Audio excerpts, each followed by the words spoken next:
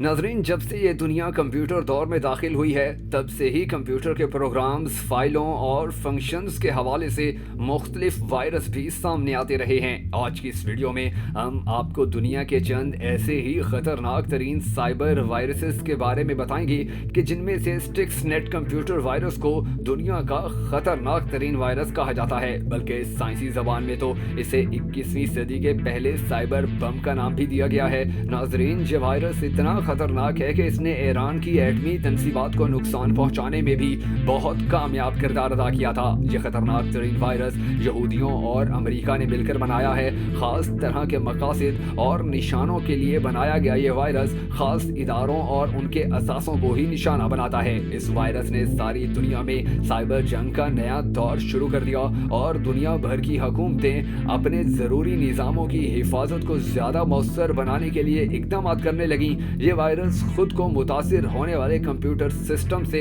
36 दिनों में खुद ही अलग कर लेता है और इससे ये अंदाज़ा भी लगाया गया है कि इस दौरान वो ऐसी खुफिया मालूमात जमा करता है कि जिनकी मदद से मुस्तकबिल में दूसरे साइबर हमले किए जा सकते हों या कीमती तरीन मालूमात की चोरी का तसलसल बरकरार रखा जा सकता हो। इसी तरह माहिरीन का कहना है कि उन्होंने मई 2012 में एक ऐसे साइबर हमले का पता लगाया कि जिसकी मदद से ईरान और सहयोनी रियासत जैसे ममालिक से हसास मालूमात इकट्ठी की गई थी। ये हमला फ्लेम नामी वायरस प्रोग्राम की मदद से किया गया, जो कि अगस्त 2010 से इंटरनेट पर सरगर्म था।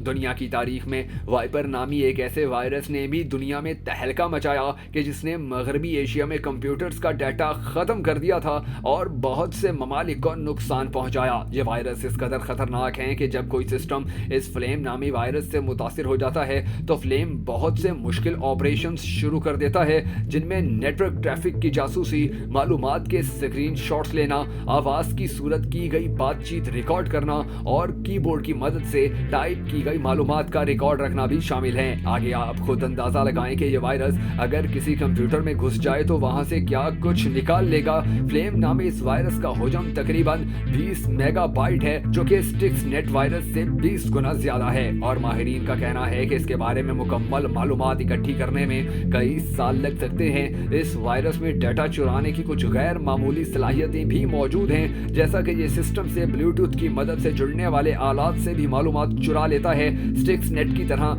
ये प्रोग्राम भी यूएसबी स्टिक की मदद से फैलाया जा सकता है और इसे नेटवर्क से जोड़ने की जरूरत भी नहीं होती, लेकिन जरूरत पड़ने पर इसमें ये सलाहियत भी मौजूद होती है। माहिरीन का कहना है कि इस वायरस के हुजम और इसकी नफासत से जाहिर होता है कि इसको बनाना किसी साइबर मुजरिम का इनफरादी फेल नहीं, बल्कि इसे कोई ना कोई हुकूमती सरपरस्ती हासिल थी। इसी तरह कुछ अर्सा पहले मुंबई में 12 अक्टूबर को बड़े पैमाने पर होने वाले बिजली के ब्रेकडाउन के पीछे चीन के साइबर हमले की खबरें सामने आईं और रिकॉर्डेड फ्यूचर ने अपनी रिपोर्ट में दावा किया कि 2020 में चीनी हुकूमत की पुष्टपनाही से चलने वाले हैकर ग्रुपों की जानिब से भारतीय इंफ्रास्ट्रक्चर के खिलाफ हमलों में शिद्दत आ गई थी। कहा गया कि चीनी हैकर्स ने मुनज़्ज़म तरीके से भारत के 1 दर्जन के करीब बेहद हसास इदारों तक रसाई हासिल कर ली है। इसी तरह 2017 में रूस के पीतिया नामी मेलवेयर ने यूक्रेन के तवानाई के इदारों और रेलवे के हजारों कंप्यूटरों को निशाना बनाकर उनका डाटा जाया कर दिया था। इससे मुल्क के बहुत से हिस्से